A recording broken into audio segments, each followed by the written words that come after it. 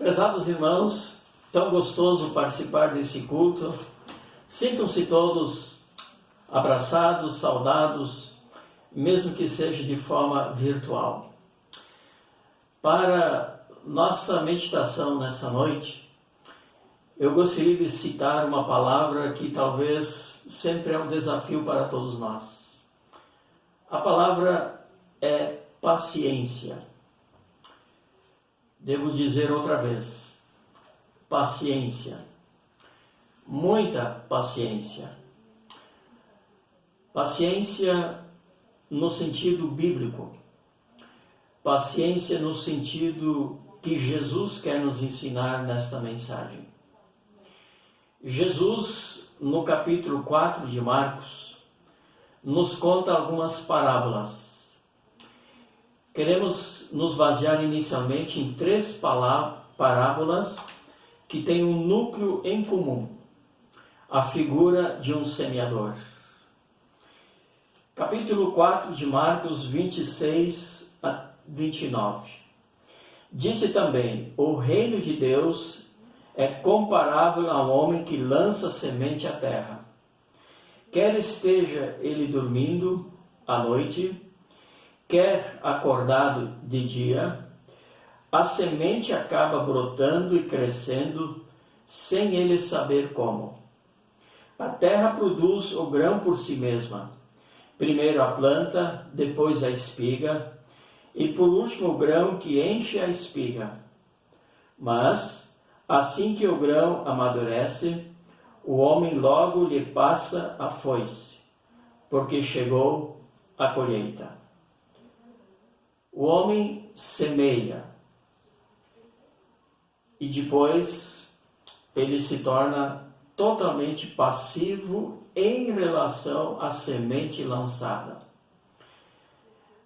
Essa dupla expressão de que ele quer dormindo ou quer acordado nos leva à vida cotidiana desse semeador.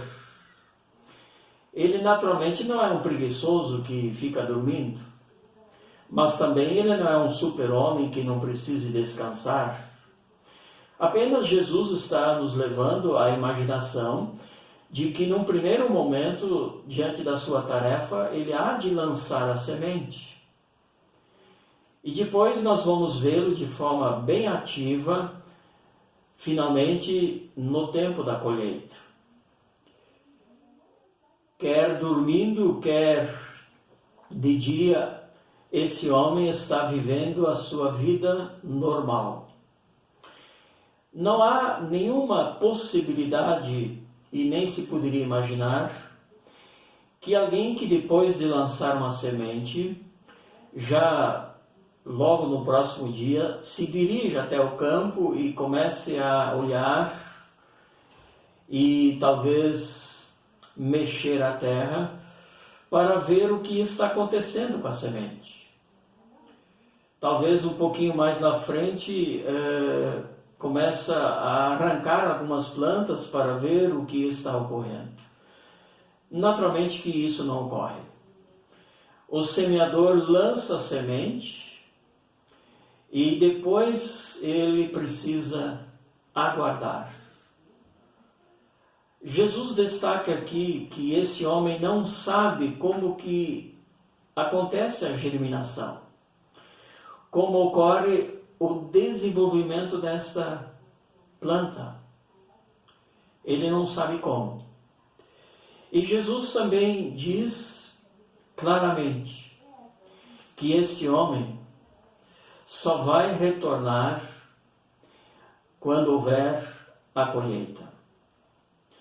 Claro que ele vai acompanhar a planta, mas existe na explicação de Jesus algo fundamental. Ele não sabe como que acontece a germinação, o desenvolvimento até a maturação daquela semente. Mas Jesus cita que o crescimento e o desenvolvimento e a maturação tem a ver com a terra. A terra por si mesma se encarrega de todas essas etapas. Naturalmente que nós não acreditamos na teoria da terra-mãe. Nós sabemos que quem dá poder para todas as coisas é o próprio Criador. A citação de Jesus, a terra por si mesma produz todos esses resultados, é uma referência ao Deus Criador que deu todas as condições para que haja semeadura, desenvolvimento e, finalmente, a grande ceifa.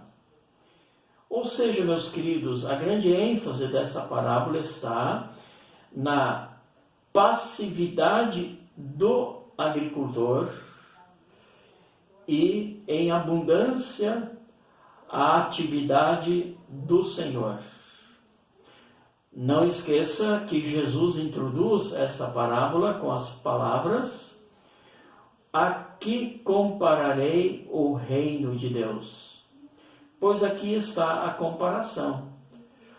O homem semeia, mas quem dá o desenvolvimento e quem oferece lá na frente a grande colheita é o Senhor da criação.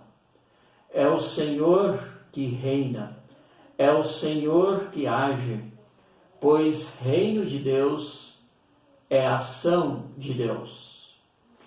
Assim, nesta parábola, nós temos o que pode ser chamado de paciência.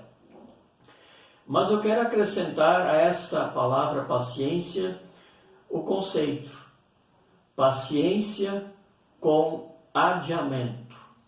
Sim, o semeador não pode lançar a semente e querer colher no próximo dia. O lavrador não pode lançar a semente e exigir que haja sol. O lavrador não pode lançar a sua semente e exigir que haja chuva. Ele simplesmente precisa aguardar todos esses fenômenos. Ele aguarda, ele espera, ele confia, ele faz o trabalho. Mas por trás do seu pequeno e finito trabalho, há o grande trabalho do Criador. Agora nós queremos ler a primeira parábola do capítulo 4 de Marcos, tão conhecida. O Senhor diz: ouvi, verso 3, o semeador saiu a semear. Enquanto semeava, parte das sementes caiu à beira do caminho, e vieram as aves e a comeram. Outra parte caiu em solo pedregoso, onde não havia muita terra, e logo brotou, pois a terra não era profunda. Quando saiu o sol, este a queimou, e como ela não tinha raiz, secou. Outra parte caiu entre os espinhos, os quais crescendo sufocaram-na, e ela não deu fruto. Mas outras sementes caíram em terra boa, brotaram, cresceram e deram fruto.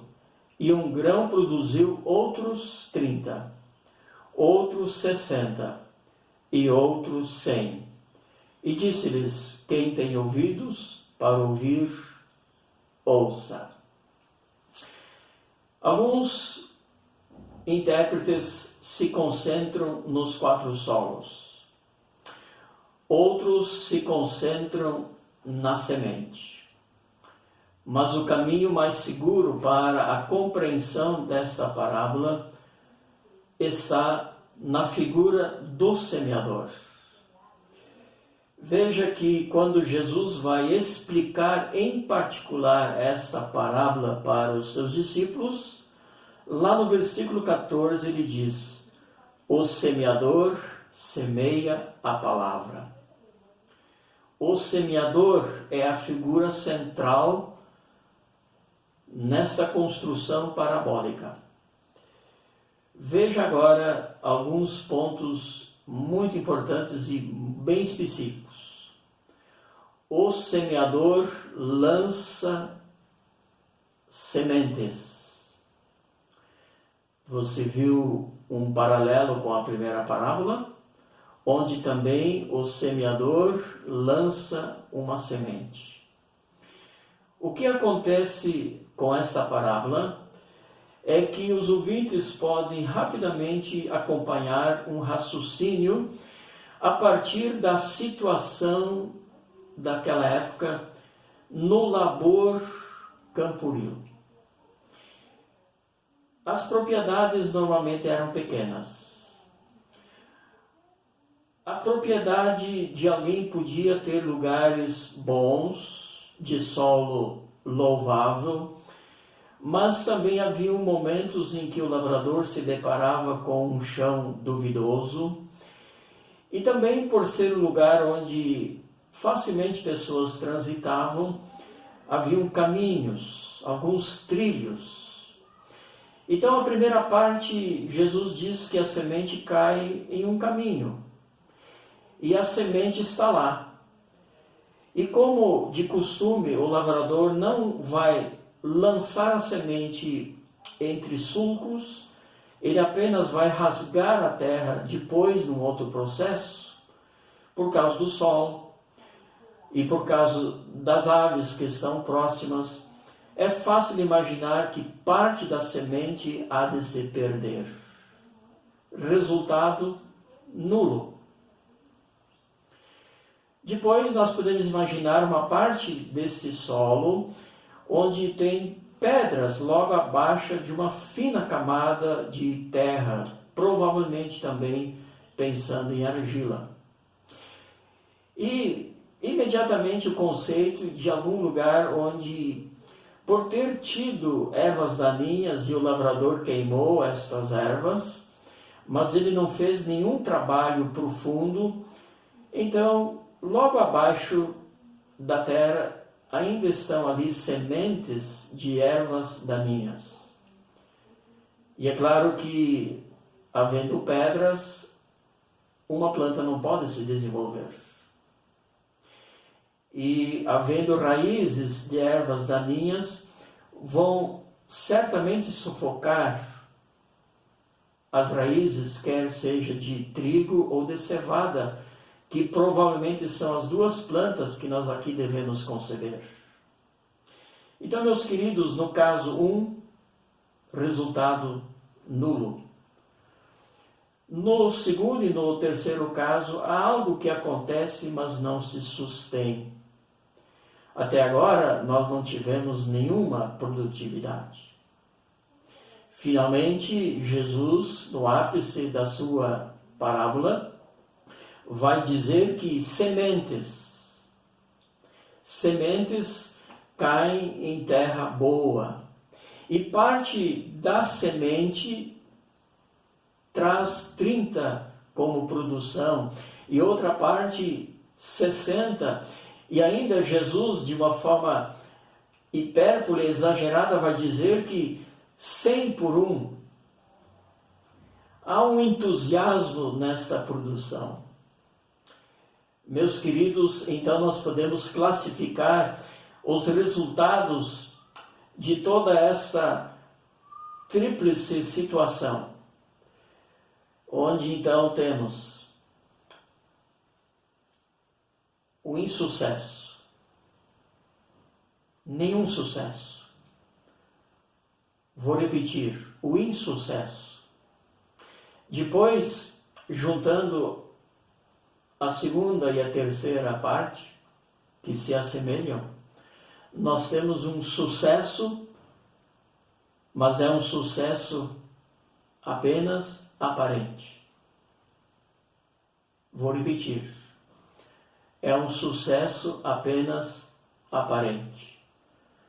Porque afinal não haverá colheita, não haverá fruto nenhum.